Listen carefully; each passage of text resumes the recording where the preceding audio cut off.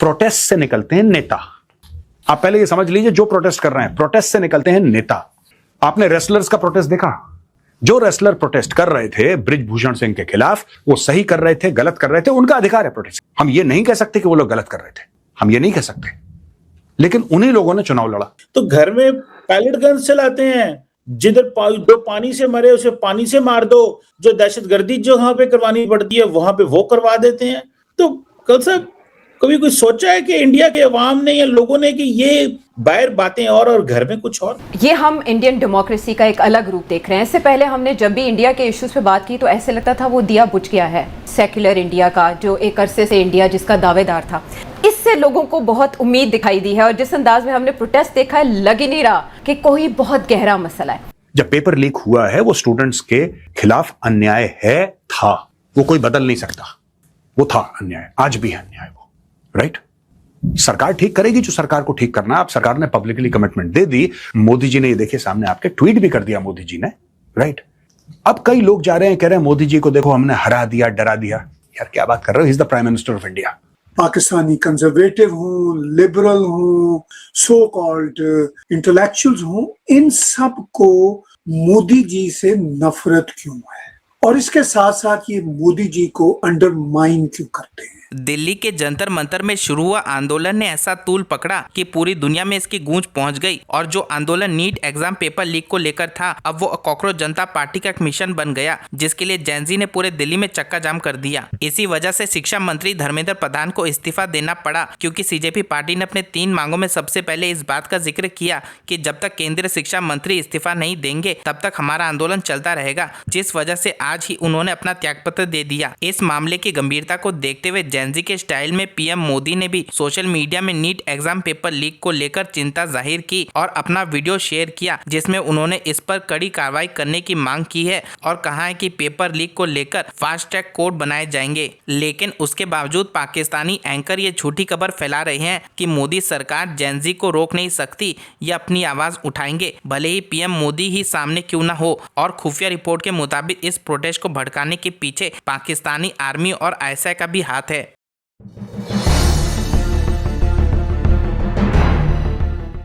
ये जो पूरा मामला चल रहा है आज की तारीख में, मैं आपको बता रहा हूं, मैं ये भी नहीं कह रहा ये 480 जो पाकिस्तानी, देखिए दुश्मन हर समय फायदा उठाने की कोशिश करेगा और यहां पे मैं किसी को अक्यूज नहीं कर रहा कि वो बंदा पाकिस्तानियों के साथ मिला है कि नहीं मिला। No, I have all the respect, all the love, all the affection for our students and I am with you. मैं बार बार कह रहा हूं, मैं सिर्फ ये कह रहा हूं कि जो आपका ये पूरा प्रोटेस्ट था दैट इज बीन हाईजैक्ड।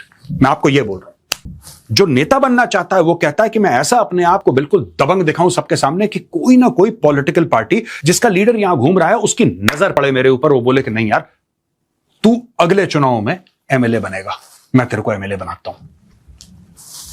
और जो स्टूडेंट्स हैं जिनके साथ गलत हुआ उनके बारे में बातचीत नहीं हो रही है, और गलत हुआ है उनके साथ। जब पेपर लीक हुआ है वो स्टूडेंट्स के खिलाफ अन्याय है, था, वो कोई बदल नहीं सकता, वो था अन्याय, आज भी है अन्याय वो, राइट?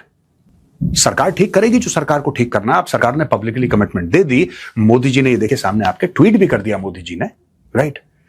अब कई लोग जा रहे हैं, कह रहे हैं मोदी जी को देखो हमने हरा दिया, डरा दिया। यार क्या बात कर रहे हो? He is the prime minister of India. इतने बड़े बोल नहीं बोलने चाहिए बॉस। मैं देख रहा हूं फेसबुक पे लोग, ट्विटर पे लिख रहे हैं हमने मोदी को झुका दिया। आप लिख सकते हैं इसलिए आप लिख रहे हैं।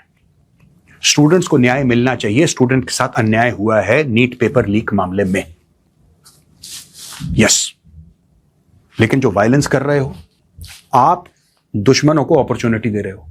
कल साहब आपको नहीं लगता कि आप ये इंसानियत इंसानियत इंसानियत का जो राग लापते हैं ये सिर्फ दुनिया को दिखाने के लिए है? वैसे तो ये क्रिमिनल माइंडसेट है।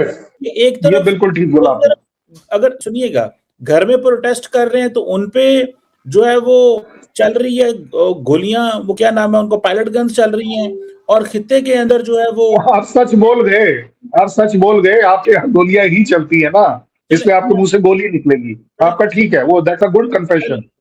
चले जो मर्जी आप कहें। तो घर में पायलट गन्स चलाते हैं, जिधर जो पानी से मरे उसे पानी से मार दो, जो दहशतगर्दी जो वहां पे करवानी पड़ती है वहां पे वो करवा देते हैं। तो कल साहब कभी कोई सोचा है कि इंडिया के अवाम ने या लोगों ने कि ये बाहर बातें और घर में कुछ और, क्या मतलब देखते हैं? नहीं, वो जो आपने बोला ना कि ये जो आप इंसानियत की बातें करते हैं, वो आप ठीक बोल रहे हैं। हम भैंस के आगे बीन बजा रहे हैं। एक्चुअली आप ठीक बोल रहे हैं, मैं आपके साथ हूं, क्योंकि आप लोगों के सामने आपको चीजें समझाना इम्पॉसिबल है, क्योंकि समझने के लिए जो चीज चाहिए ग्रे मटेरियल, उसकी कहीं ना कहीं कोई ना कोई कमी है। मैंने अभी आपके सामने शो को रिवाइंड कर कर देख लीजिए। मैंने अभी आपको बोला कि वो डाटा पहले हमारा वाटर वर्क्स डिपार्टमेंट जो आपके साथ शेयर करता था, क्योंकि IWT डज नॉट और इज नॉट वैलिड नाउ, तो हमारा आपके साथ वो जो इरिगेशन डिपार्टमेंट और वाटर वर्क्स का डिपार्टमेंट है, उसका और आपका कम्युनिकेशन नहीं है। अब आपको हमारे वहां का जो इंजीनियर डिपार्टमेंट है वो शेयर करता है। मुझे ये नहीं समझ आ रही, आपको डाटा शेयर से मतलब है या कौन कर रहा है इससे मतलब है? क्यों इतनी छोटी सी बात समझ नहीं आ रही आपको?